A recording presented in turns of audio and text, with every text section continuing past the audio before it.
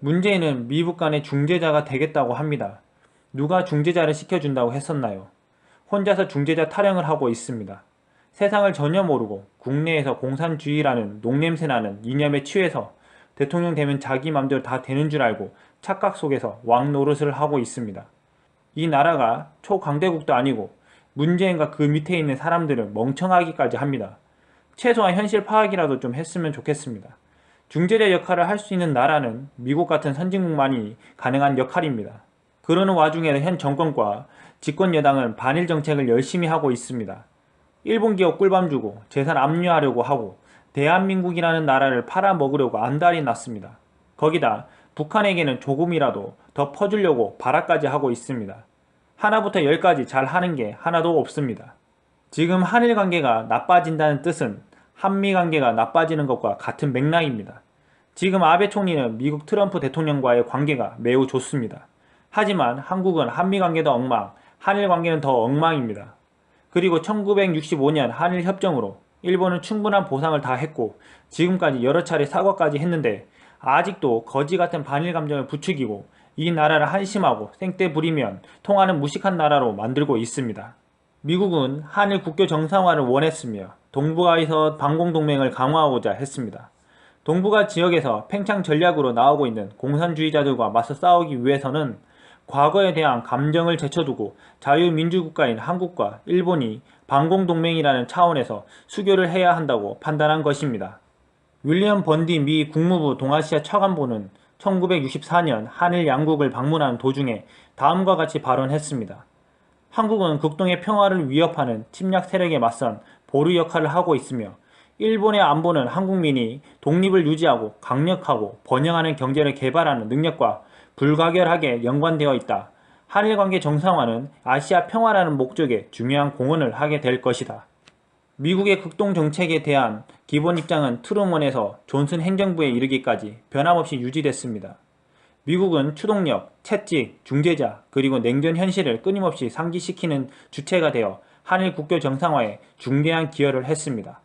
미국이 한일 국교 정상화를 서두른 이유는 1950년대 후반기부터 무역 적자로 인해 전후 최초로 달러 위기를 맞았기 때문입니다.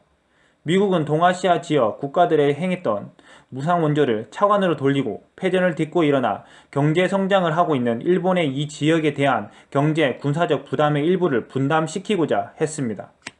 1963년 박정희 대통령은 선거를 통해 대통령에 당선되자마자 전 국민의 밥 문제를 해결하기 위한 일대 거사를 추진합니다. 즉 1962년부터 시동을 건 제1차 경제개발 5개년 계획에 필요한 투자 재원을 해외에서 조달하기 위해 한일 수교를 적극 추진한 것입니다.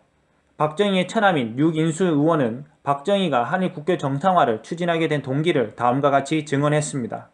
박정희 주도의 군사혁명은 두 가지 목표를 가지고 있었다. 그 하나는 북한의 위협이라는 군사적인 것이었고 다른 하나는 나라를 가난에서 건져내는 경제 재건이었다. 이처럼 당시 한국은 두 개의 적에 직면하고 있었다. 그 중에 하나는 북한 공산당과의 정면 대결이었으며 다른 하나의 적은 일본이었다. 한국은 앞뒤의 적을 갖고 있는 난처한 입장에 처해 있다는 것이 박정희의 인식이었다. 당시 한국이 절실히 필요로 했던 것은 경제 개발에 필요한 자금이었다. 미국이 한국을 지원하고 있었지만 원조를 2배로 늘릴 수 없었다. 따라서 한국은 미국에만 의존하고 있을 수 없었다. 만약 한일 관계가 정상화된다면 한국을 개발에 필요한 자금을 일본에 요청할 수 있게 된 것이다. 한국이 반일 감정이나 민족 자존심 때문에 한일 회담을 파탄으로 몰고 간다면 이것은 한국의 큰 손실이 되는 것이다. 박정희 정권 출범 후 한일 국교 정상화는 3가지 현실적 이유에서 제기됐습니다. 첫째, 한국의 경제 개발에 필요한 자금 확보와 안보 차원. 둘째, 미국의 글로벌 냉전 전략 추진 차원. 셋째, 일본의 경제적 필요 차원에서 극히 기묘한 현실적 과제로 대두되기 시작했던 것입니다. 과거만이 아니라 현재 트럼프 정부도 한일 관계가 더욱 돈독해지길 바라고 있습니다. 한국은 중재자가 될 수 없습니다. 미국 같은 초강대국이 중재자가 될 수 있습니다.